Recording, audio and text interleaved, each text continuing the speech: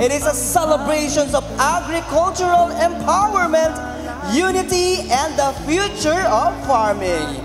To welcome us all on this first day ever of Kabuta Saka Day here at the municipality of Bacara, Ilocos Norte, may we give a big round of applause the manager of New Era Hardware. May we give a big round of applause to Sir Marty Heng.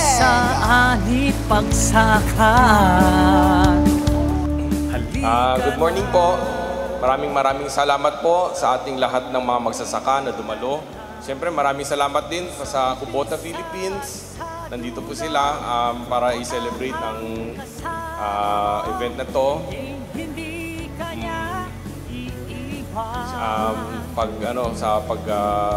Pagkakaroon natin ng mga modernong makinarya para mas papadali din ang buhay natin sa pagtatanim, pagsasaka.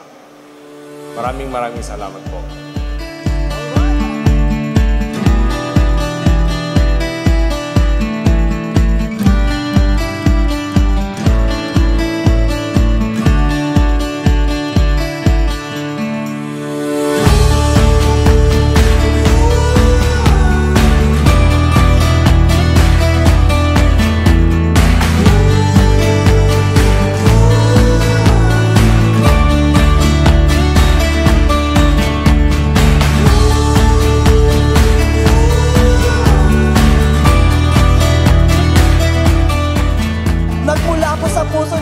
New Era Hardware at Kubota Philippines. Kaya eto na yung ating unang games.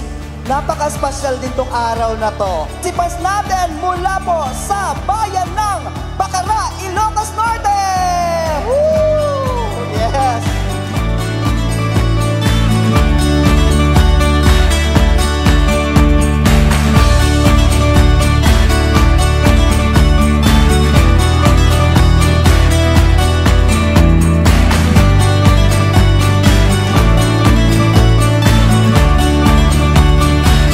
Pansin niyo po, meron po siyang air filter indicator, air cleaner with indicator. So once na madumi yung ating air filter, mag-send po yan ng signal papunta po sa ating meter panel. Once na umilaw po yan, nag-indicate po yan na marumi na po yung ating air filter. So kailangan lang po natin linisan yung air filter para po iwas overheat. Yun po yung safety features ng ating bagong L-Series tractor. Next. So, other features po, meron po siyang toolbox. So, sa lumang L5018 natin, L4018, wala po siyang toolbox. So, yung additional toolbox po ng bagong L-Series po natin, matatagpuan yan po sa bandang likod ng operator seat ng upuan po natin. So meron itong planting capacity na 3 to 4 hectares per day at kaya nito mag-transplant ng 6 rows. So under din yung mga transplanter is yung mga seeders. Ang in-offer ni Kubota ay yung mga manual seeder at yung automatic seeder. So next. Sige, pabalik na lang.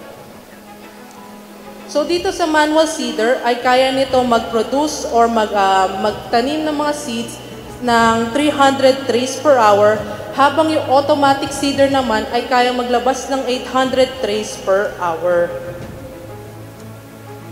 So lastly is yung mga engines.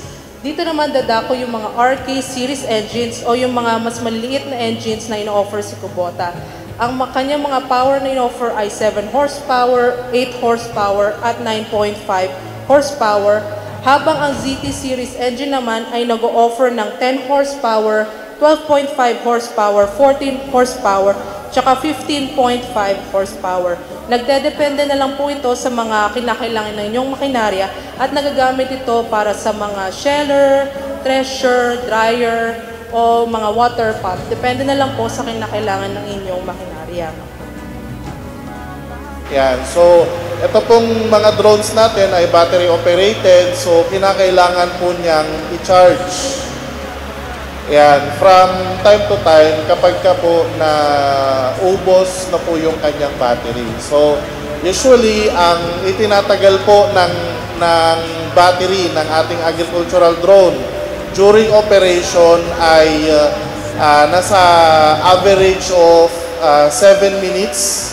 No? At ang tagal naman po ng kanyang pag-charge ay nasa 9 to 12 minutes. So for L4018 or ngayon yung bagong model natin, yung 4028 tractor, so ang nilalaman na lang is nito ay merong 5.7 liters. Ang hydraulic oil ay nasa 28.5 liters.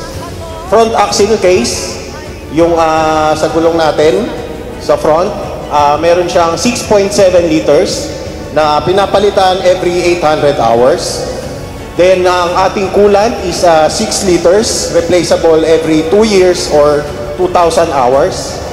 Then, ang matching implement niya, yung KRX 175, ang nilalaman nito ay gear oil. So, for the gear case, meron siyang 1.2 liters. And chain case, 1.2 liters. Plate shaft cover is 0.07 liters. Sa umpisa at sa dulo, Kubota ang kasama mo, hindi kanya iiwan. Umaraw man o bumagyo, sila'y maaasahan mo, sagana ay mararanasan mo. Handa silang tumulong sa iyong pagsulong, maaasahan mo sila. Kubota, Kubota, Kubota, Kubota. Sa umpisa at sa dulo, Kubota ang kasama mo, hindi kanya iiwan. Umaraw man o bumagyo, sila'y maaasahan mo, sagana ay mararanasan mo. Kubota, Kubota, Kubota.